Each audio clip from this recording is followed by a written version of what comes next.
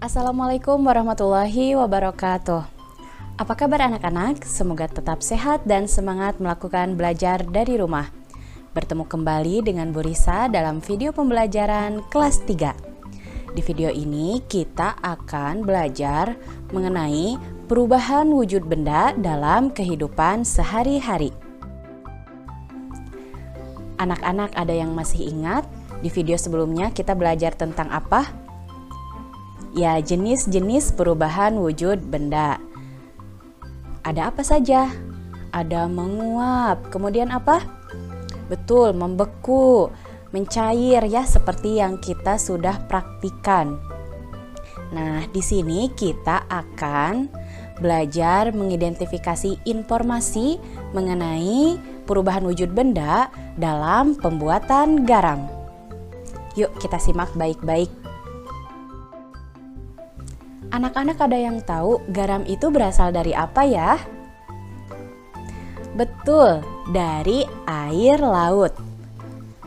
Nah, garam yang sering kita gunakan dalam kehidupan sehari-hari sebagai bumbu ya, itu berasal dari air laut. Di pinggir pantai, petani garam membuat ladang garam. Ladang garam ini berbentuk tambak-tambak untuk menampung air laut. Bagaimana sih cara pembuatannya? Yuk kita simak video berikut. Nah, tadi kan langkah pertamanya petani membuat ladang garam ya, berupa tambak-tambak garam seperti ini. Nah, tambaknya itu dikeringkan terlebih dahulu ya, untuk membentuk tambak supaya padat. Setelah itu tambaknya diisi air laut. Nah, pengisian air laut ini harus banyak ya. Ini alat untuk mengisi air lautnya.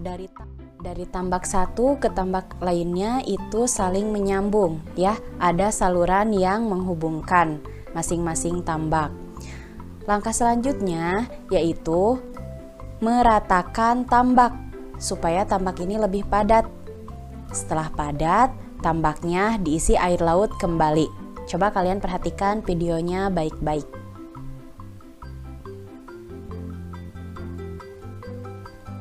Nah, itu tambaknya sudah rata ya. Kemudian kembali lagi diisi dengan air laut. Nah, pengisian air laut ini harus setiap hari ya, karena air laut yang terkena sinar matahari dia akan menguap dan menjadi garam, meninggalkan kristal-kristal garam. Nah, air laut ini didiamkan, akan menguap. Setelah banyak air laut yang menguap akan menghasilkan kristal-kristal garam, baru ini garamnya dipanen. Ini proses memanen garam ya. Bisa kalian perhatikan cara memanen garamnya, tuh menggunakan alat ya. Nah, garam yang dihasilkan ini sangat banyak sekali. Setelah garam ini dipanen, baru dijual ke pabrik-pabrik, ke daerah lain. Nah, ketika di pabrik itu ditambahkan zat iodium. Yuk kita ulas kembali tahapan membuat garam. Pertama, petani menyiapkan petak-petak tambak. Yang kedua, mengisi tambak dengan air laut. Nah, air laut yang terkena sinar matahari akan menguap, kemudian meninggalkan kristal-kristal garam. Supaya garam yang dihasilkan banyak, maka setiap hari harus diisi air laut. Tahap ketiga yaitu panen garam. Nah, diperlukan waktu selama 210 hari ya untuk memanen garam. Di Indonesia, daerah yang biasanya menghasilkan garam salah satunya yaitu Pulau Sulawesi. Tahap keempat, garam dijual ke pabrik untuk ditambahkan zat iodium.